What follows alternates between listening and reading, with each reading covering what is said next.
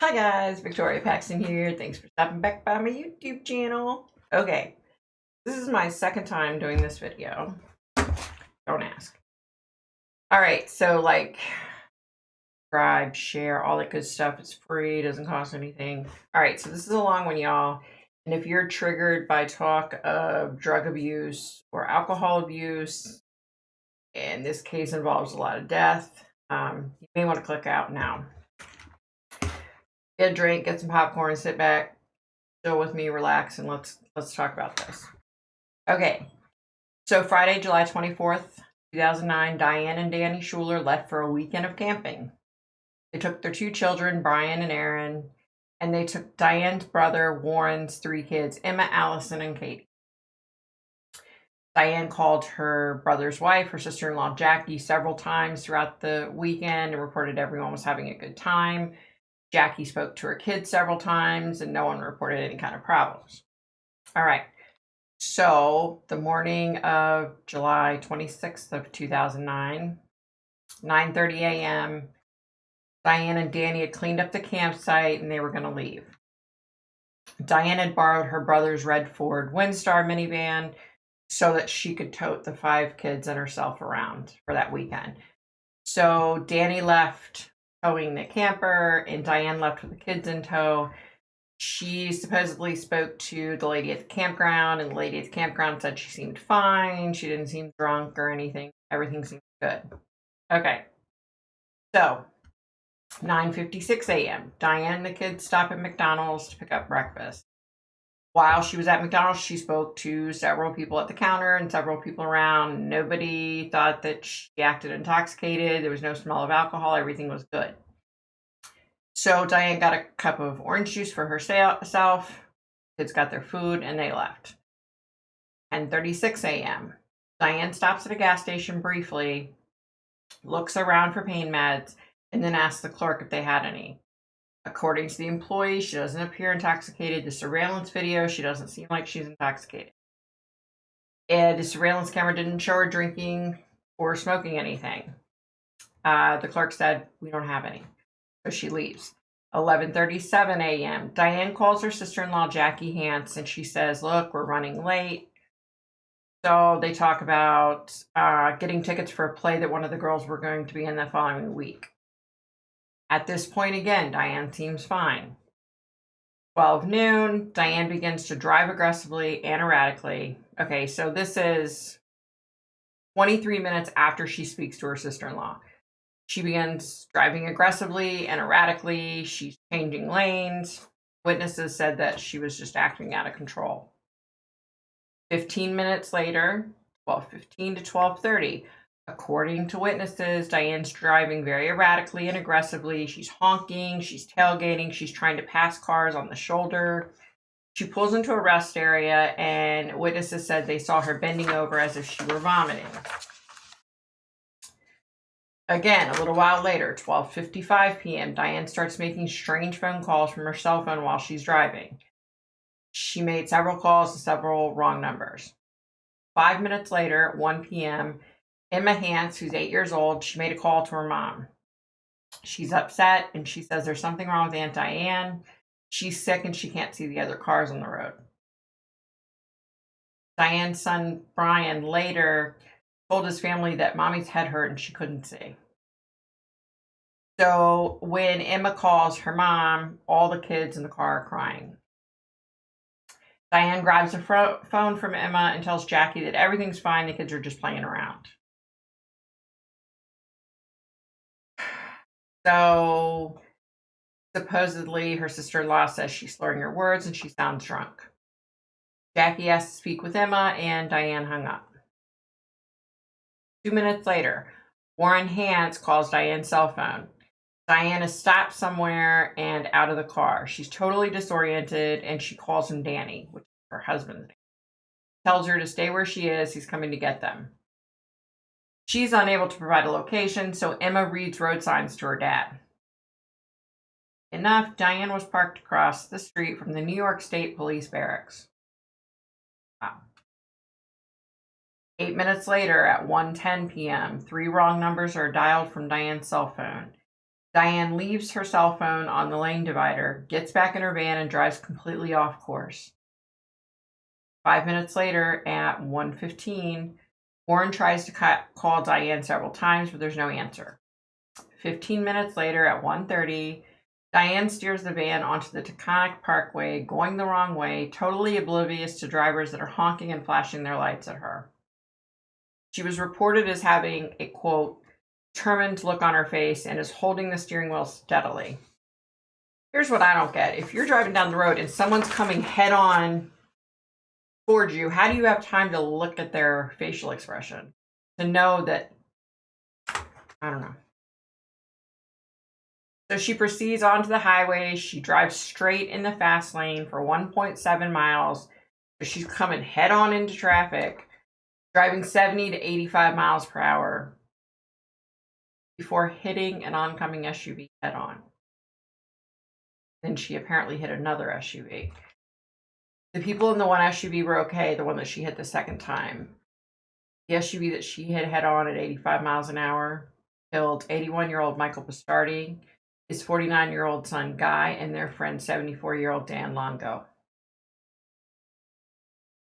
2 of her nieces were dead. Her daughter was dead.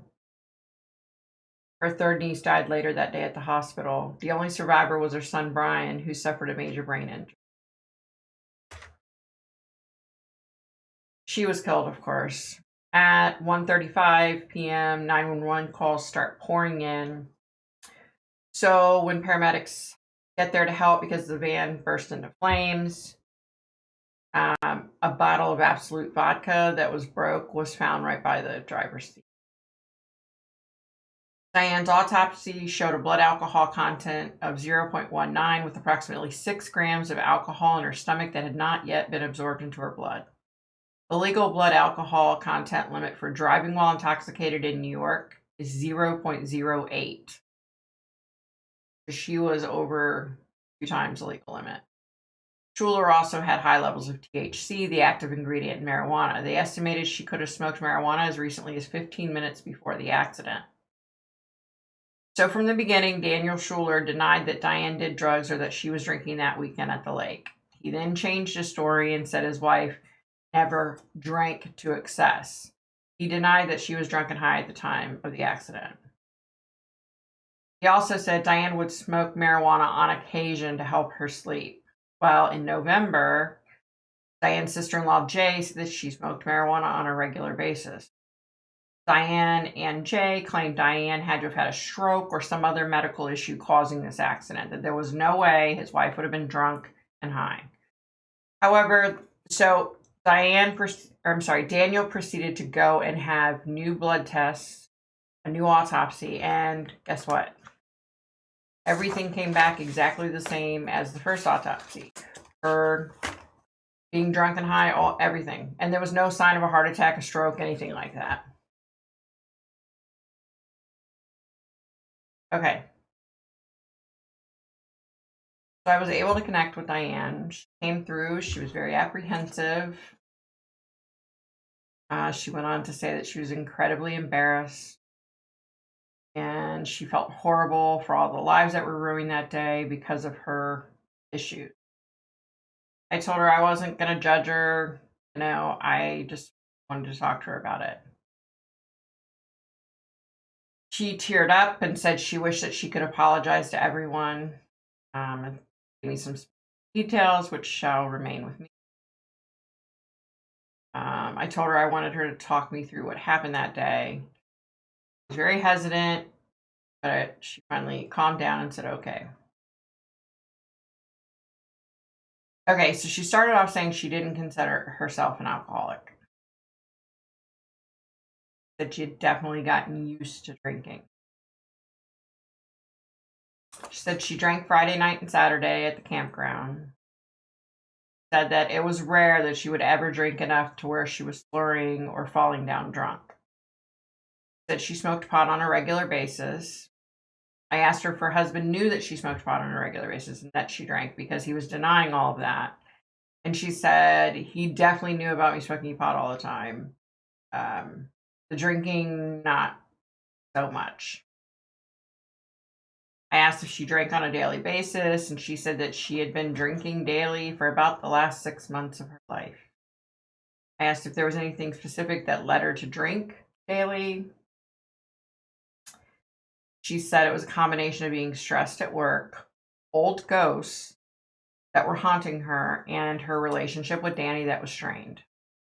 I asked about the old ghost term and what that meant. Okay.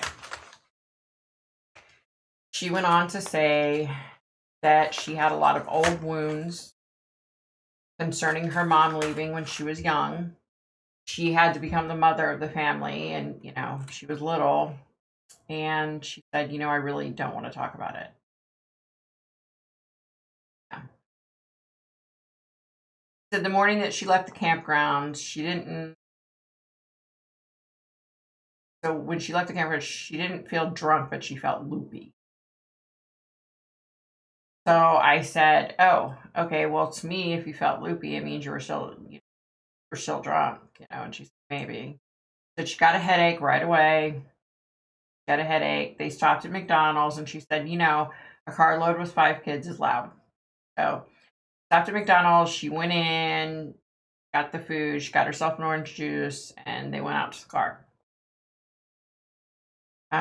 She said she went into a store and asked if they had any Tylenol or anything, and the cashier said they didn't have any. She said 2 things came to her mind. Had marijuana and she had alcohol. So she poured some vodka into her cup and she drank it. And she said her head was still pounding. She went on to say that she had drank a lot of alcohol in the past and that she'd always been fine and in control. She said so she drank some more and her head hurt worse. Drank another cup and it hurt worse. And she said she was fine. She wasn't slurring. Everything was fine. She called her sister-in-law and she lied, saying there was a lot of traffic. And I said, "Why did you need to lie?"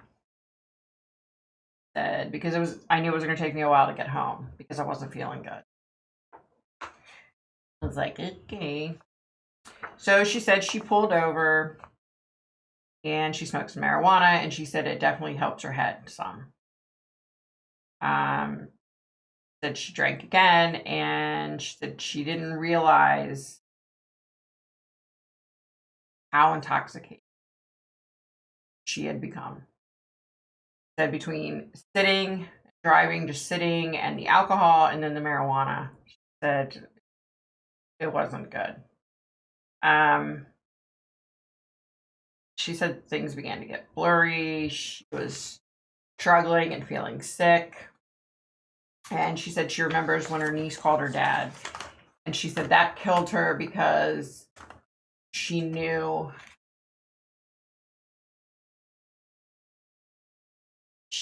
that now her brother was going to know about her drinking marijuana use and everything. So that really freaked her out. She smoked some more. She got back in the van. She said she vaguely remembered her nieces crying and her daughter and her son crying. And then she said they were not just crying, they were screaming, begging me to pull over. That's the last thing I remember. So she said she remembers waking up later and she didn't understand what had happened. And then I guess it was explained to her that she had died. And it was explained to her how many people she had said she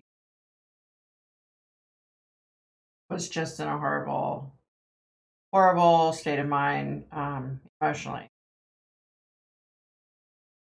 She said, I can't believe how far I had gotten, that I allowed drugs and alcohol to destroy so many lives.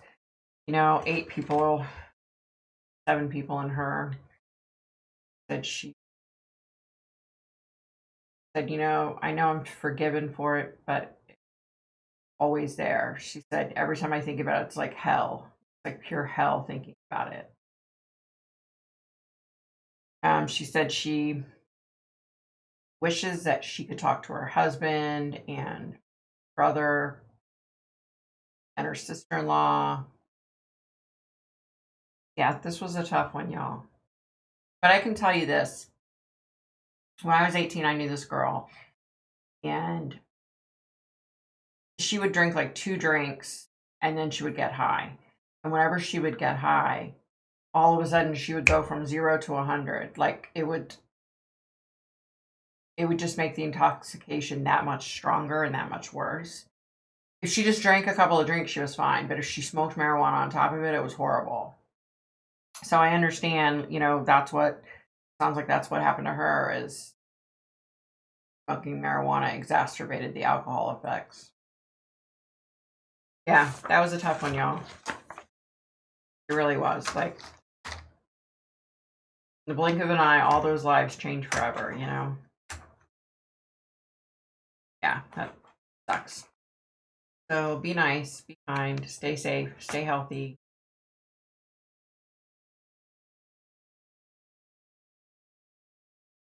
About those. Bye, guys.